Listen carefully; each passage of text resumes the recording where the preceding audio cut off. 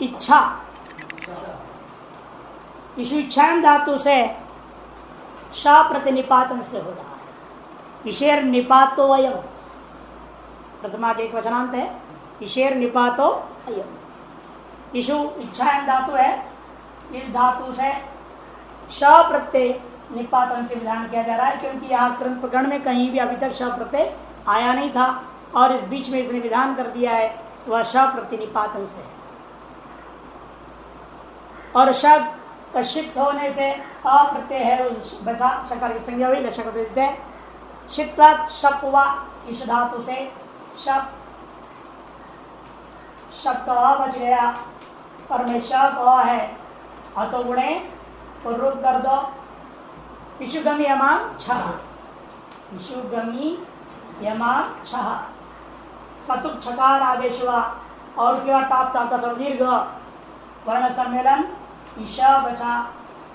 तृतीयक्षा में अजात तष्टाप, इच्छा सूत्र से श प्रत्यय, कर्तृ शब्द से श प्रत्यय, अतः उन्हें से इसका प्ररूप हुआ, अज से स्टाप हुआ, अतः सवर्णे दीर्घ से दीर्घ होकर के इच्छा शब्द के पढ़ते हुए ईशुगमी अमाम छा आदेश हो जाता है। सतुक छकार आदेश हुआ तो उसके बाद अतो ने पूर्व का आदेश ताप, ताप का से दीर्घ हुआ, इच्छा इच्छे इच्छा रमावत रूपाणी। अप्रत्ययात, अप्रथमा के एक वचन, प्रत्यात पंचमी का एक वचन। प्रत्यांत भी धातुभ्य स्त्रिया मकार प्रत्यय, प्रत्यांत धातुओं से स्त्रीत्व कक्षा में आकार प्रत्यय होता है। प्रत्यांत धातु कौन है? तो अनेकों प्रत्यय आप कर चुके हो पहले। निच प्रत्यय तत्प्रयोजक हेतुश्च परिणाद्यर्थों में देवदत्त यजति तम यज्ञदत्त याजयति, देवदत्त यज्ञ कर रहा है, उसको यज्ञ करो कर प्रेरणा कौन देता है? यज्ञदत्त, देवदत्त कर रहा है और यज्ञदत्त उसको प्रेरणा दिया, इसलिए यज्ञदत्त से यजदास से निच करके याजयति याजयत याजयंती बनाया और निजंत है। निच प्रत्यांत धातु याजी हो गया। इसी प्रकार सन कर सकते हैं हम, सन्नंत धातु है, यंगंत धातु है, यंग लुगंत है। नाम धातुओं में क्यच, काम्यच, क्यंग, आचार, पिप इत्यादि, इनको क्या कहते हैं हम? सनाद्यंत धातु संज्ञा जिनका होता है उनको प्रत्यांत धातु कहा जाता है। उन प्रत्यांत धातुओं से स्त्रीत्व कक्षा में प्रातिक बनाना चाहेंगे तो आकार रूपी प्रत्यय करना चाहिए, विधान हुआ। अतः दृष्टांत ले रहे हैं हम डुकरी करणे धातु का सन्नंत धातु, डुकरी करणे धातु से सन प्रत्यय हुआ, डुकरी करने से सन, पहले उसको गिर करेंगे ना इस सूत्र से, सन प्रत्यय के प्रत्यय हुए, गिर कौन करता? अज्जन गमाम सनी सूत्र से दीर्घ होता है, क्योंकि इको झल ये इगंत धातु से, इगंतंग धातु से सन को कित करने से क्री को गुण आदि नहीं हुआ। जो गुण नहीं होता है तो दीर्घ किया गया अज झन गमाम सनी सूत्र से। दीर्घ में पुनः गुण की आशंका जब होती है तो इको जल दोबारा लगा करके कित्वात किंग सूत्र से गुण आदि का निषेध होता है, तो क्री धन स, इस अवस्था में रीत धातु सूत्र आरंभ होता है। बाद में रीत धातु दीर्घ कारण के बाद में रीत धातु रहेगा। च किर स हली च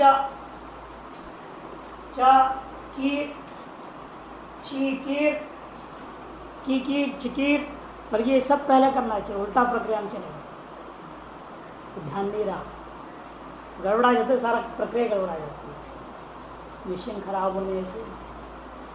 इसको पहले करना पड़ेगा दीर्घ को,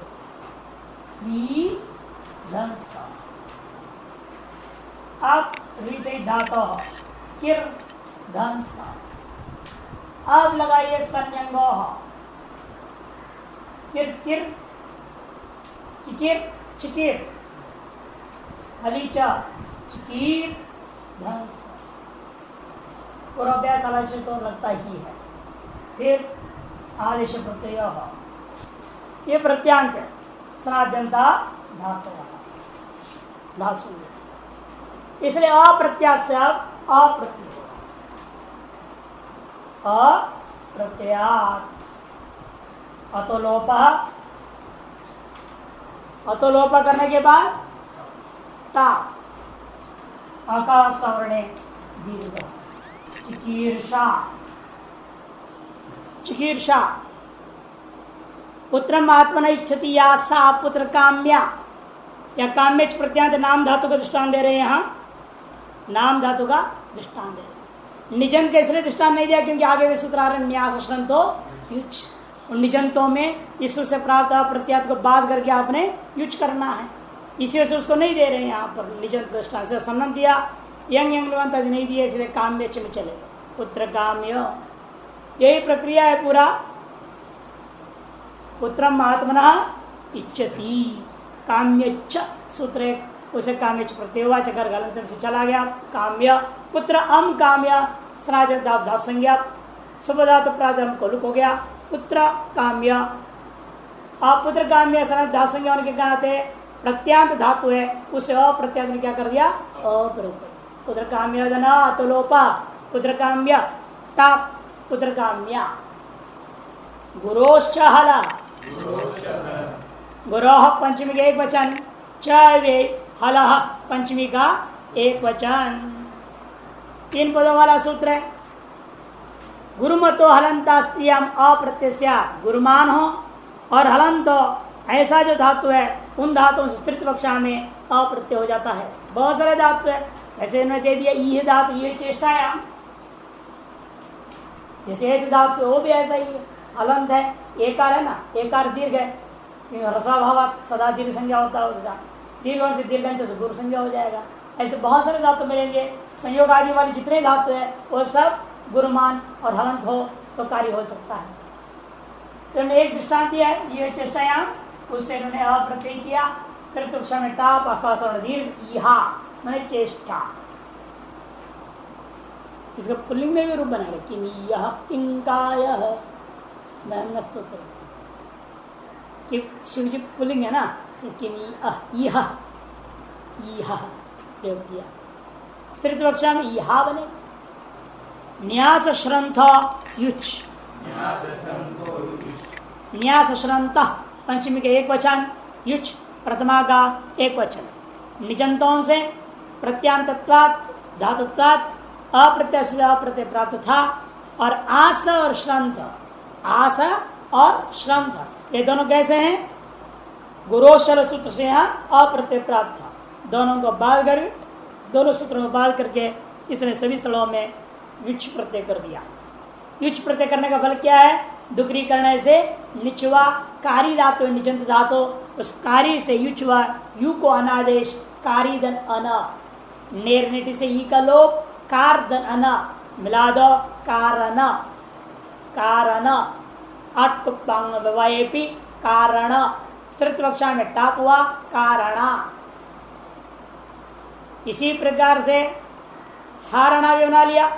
ह्री हरणे धातु है, ह्री हरणे धातु से निच करो, ह्री हरणे से जब निच किया तो हारी धातु बनेगा, वृद्धि होकर के अचोनी थी आर वृद्धि हुआ, हारी धातु है। हारी धातु से युच यू का युवर्ण का आदेश हारी दन अना, आज के प्रति नेरट से निच का लोप हार दन अना मिला दिया हार अना, अटको पैण सणत्वा हारण ताप हुआ हारणा, कारणा हारणा। इन कारणा का अर्थ होता है, विचित्रता है, कारण का अर्थ और कारणा का अर्थ में आकाश पाताल का फर्क है। कारण मैंने कारण जो सुप्रसिद्ध है हेतु, और कारणा मैंने यातना, पिटाई करना, पीड़ा देना, कष्ट देना, मानसिक पीड़ा, अनेक प्रकार से पीड़ा देते लोग। कारणा। हारणा का मतलब हटाना, किस चीज को हटाओ बोलते हैं ना, इधर से हटाओ इस चीज को, हटाने के लिए अनेक युक्तियां निकाली जाती है। आश्रम से किसको निकालना पड़ता है ना हटाने, तो उससे भी अनेक युक्ति इस्तेमाल करते हैं लोग। कारण और हारण। नपुंसके भावेकता, नपुंसके सप्तमी के एक वचन, भावे सप्तमी के एक वचन, तः प्रथमा का एक वचन। युक्त ल्युट प्रथमा का एक वचन च अव्यय, ये उन्हीं अर्थ में हो रहा है, नपुंसक अर्थ में और भाव अर्थ में ल्युट प्रत्यय होता है। नपुंसक लिंग में होगा शब्द, भाव अर्थ में होगा ल्युट। दो प्रत्यय का विधान कर दिया इन्होंने, ता प्रत्यय और ल्युट। ता में ता बचता है, ल्युट में यू होगा और यू को अनादेश करेंगे वर्णा को, है ना। और इन प्रत्ययों का अर्थ क्या है? भाव। और इन प्रत्ययों से जो शब्द है उसका रूप चलेगा नपुंसक लिंग में, शब्द होगा नपुंसक लिंग। सिद्ध जो प्रक्रिया से संपन्न जो प्रातिपदिक है, शब्द है, तो शब्द स्वरूप का जो है हमेशा लिंग होगा नपुंसक लिंग। दृष्टांत है हस धातु, हसने, हस धातु से ता प्रत्यय कर दिया, हस धन ता, हस धन ता, ता का बचा हस धन ता। आर्ध संज्ञा आर्धातुकम विशेष, आर्धातुक सेट वाला दे है, सेट धातु से इट हुआ, हस धन इत मिला देंगे, हसित नपुंसक में रूप चलाएंगे। अब स्वायुत्पत्ति अतोम हो गया, में पूर्व रूप एकादेश, हसितम हसिते हसितानि इत्यादि रूप बनेगा। ज्ञानम ज्ञाने ज्ञानानि के समान। और दूसरे पक्ष में जब ल्युट हुआ तो हस्तन ल्युट, ल्युट में क्या टकार की संज्ञा टित करने का फल क्या है? अन्यत्र जिन शब्दों का यहाँ तक रूढ़ कर दिया नपुंसकलिंग में ही चलेगा, स्त्रीलिंग में इसका रूप चलेगा नहीं, लेकिन अन्यत्र भी लुट प्रत्यय आएगा। उन ल्युटों में टित का फल क्या होगा? स्त्रीलिंग में टिट ढाण सूत्र से गीप प्रत्यय होगा। और लित जो किया है मध्य उदात करने के लिए स्वरार्थ है, लित स्वरार्थ है, टित गीप करने के लिए होता है। यू जो हुआ वो अनादेश हो गया, हसनम, हसनम, हसितम, हसनम, हसितम मधुरम, हसनम मधुरम, दोनों प्रयोग हुआ है। मधुराष्ट्र हसना, हसना बड़ा विचित्र है। वहाँ जब छोटे थे हम लोग, एक महात्मा थे विद्या विभूषण तीर्थ, माध्य संप्रदाय के, मधुराष्टक पर उन्हें पूरा 2 महीना प्रवचन किया था, एक छात्रमास में, केवल मधुराष्टक 8 श्लोकों को 2 महीना लगाया। उसमें उन्होंने हसितम मधुरम इतना बोले, आदमी आश्चर्यचकित करते रहे। वो कह रहे थे कि वे आदमी जो हंसता है इसका मतलब क्या मधुर नहीं होता? परमात्मा का हंसने में मधुरता का कथन कर रहे हैं वल्लभाचार्य, इसका मतलब वल्लभाचार्य का दृष्टिकोण में आदमी का हंसना मधुर नहीं होता है, कठोर होता है। शुरू यहां से किया और फिर शुरू करते करते इतनी व्याख्या किया उन्होंने और सिद्ध किया मनुष्य का हंसना स्वार्थपरक होने से सदा ही धोखा होता है। और अनेक प्रमाण दिया, और प्रमाण ऐसे है जो एक प्रमाण तो अभी तक मेरे दिमाग में विद्यमान है, वो कहते ब्रह्मचर्य का नाश ही हंसने से होता है। कैसे? क्योंकि ब्रह्मचर्य 8 प्रकार से नष्ट होता बोला ना, दर्शनम केली ही, जो केली में क्या है? हंसना ही तो है। देखा और मुस्कुराया, ब्रह्मचर्य खत्म।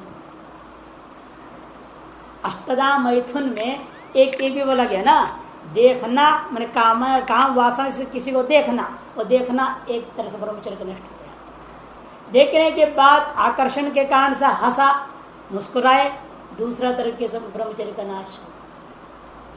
फिर गुप्त भाषण कहा, अकेले में बातचीत करने की शुरू कर देते हैं इशारा करके, वो तीसरा हो गया। जैसे 8 प्रकार से जो मैथुन प्रक्रिया वर्णन किया, ब्रह्मचर्य के नाश प्रक्रिया किया, सो दूसरे नंबर में हंसना को लिखा। इसे कहते पुरुष जो हंसता है, स्त्री जो हंसती है, इसका पीछे स्वार्थ होता है और अंत उसका देखोगे तो धोखा होता है मनुष्य सामान्य के। और परमात्मा का हंसने में कभी ऐसा नहीं होता। इसे परमात्मा का हंसना हंसितम मधुर, ने जो 2 महीना बोला उन्हें 2 मिनट में खत्म कर दिया संक्षेप में। उन्हें बहुत दृष्टांत दिए, कथाएं बहुत, कहाँ का पुराणों का सब दुनिया भर का दिया, कौन हंसा और कैसे भ्रष्ट हुआ, हंसने मात्र से कैसे उनका तपो का नाश हुआ, ब्रह्मचर्य का नाश हुआ, पर अनेकों दृष्टांत दिया, अनेक पुराणों से निकालने का। तो हंसितम मधुरम, इसलिए ध्यान आ जाता है, जब ये शब्द पढ़ता हूँ तो याद आता है। तो हंसना है तो निर्विकार निर्गुण भाव से, निष्काम भाव से, वह मुस्कुराना सर्व का कल्याण के लिए होता है, किसी स्वार्थ के लिए नहीं। और वैसा भगवत तत्व को समझे हुए या भगवत स्वरूप पर गुरु या भगवत स्वरूप जो संत होंगे वे ही हो सकते हैं। जैसे सुखदेव महाराज जी पूरी भागवत जब 7 दिन में बांचे हैं तो 7 दिन में केवल एक बार मुस्कुराए, ऐसा वर्णन आता है। क्यों? और आजकल कथाकार तो हर 3 घंटे की तक कितने बार हंसेंगे, कितने बार नाचेंगे, कितने बार गाएंगे, भगवान ही जाने, बुरा हालत है। इतनी गंभीरता पर उन्होंने व्याख्या किया, कभी उन्होंने मुस्कुराया भी नहीं सुखदेव महाराज। हंसना तो दूर की बात। एक बार जब वो वर्णन कर रहे थे गोपियों के वस्त्र का चोरी का वर्णन कर रहे थे ना, उस समय में उनको थोड़ा सा हंसी आई, हल्का सा मुस्कुराया। जो वर्णन कर रहे थे सामने दृश्य उनको दिखाई देता था, वह लीला उन्हें दिखाई देती थी, तब उन्होंने मुस्कुराया।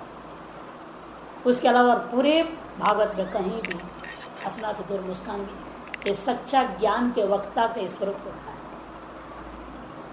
इसीलिए भागवत के प्रथम स्कंद में देखिएगा 19 अध्याय में से 18 अध्याय श्रोता का वर्णन है, 1 अध्याय वक्ता का वर्णन है। मैंने श्रोता के बारे में कितनी चिंतन किया है। अधिकारी होना बड़ा कठिन होता है, वक्ता गुरु लोग तो सैकड़ों मिल जाएंगे, नहीं शिष्य अधिकारी होना असंभव, ये वहां दिखाया है।